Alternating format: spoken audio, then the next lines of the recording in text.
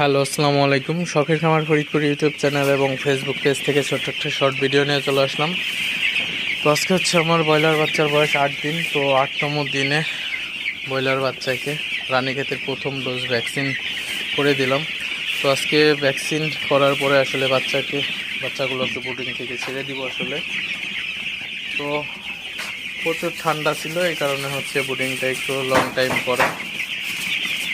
তো যাই হোক, তো অবশ্যই আপনারা যারা এই শীতের মধ্যে বাচ্চাকে ভ্যাকসিন দিবেন, অবশ্যই আপনারা ভ্যাকসিন দেওয়ার পরে বাচ্চাগুলোকে একটু তাড়াই দিবেন, যাতে সবগুলো বাচ্চায় ভ্যাকসিনের পানি খাইতে পারে।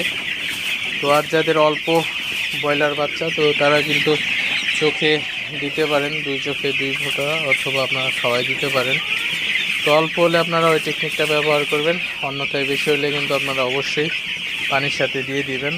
তা না হলে কিন্তু আপনাদের অনেক সময় লাগবে আসলে, যদি চোখে যান অথবা খাওয়াই যান, তো সেক্ষেত্রে অনেক সময় লাগবে এবং এটা কিন্তু আসলে কষ্টসাধ্য একটা কাজ।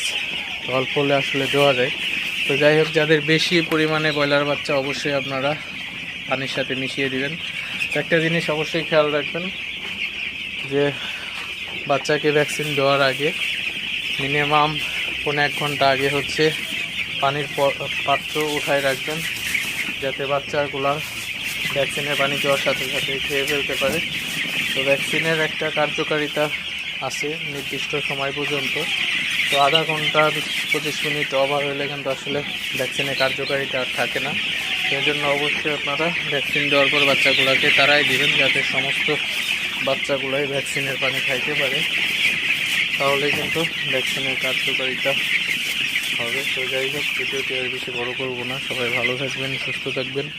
শখের খামার ফরিদপুর ইউটিউব চ্যানেলটি অবশ্যই সাবস্ক্রাইব করবেন এবং যারা ফেসবুক পেজ থেকে দেখতেছেন, অবশ্যই ফেসবুক পেজটি ফলো দিয়ে দেবেন এবং লাইক করে দেবেন ভিডিওটি। তো দেখা হবে অন্য কোনো নতুন ভিডিওতে নতুন কোনো তথ্য নিয়ে। আসসালামু আলাইকুম।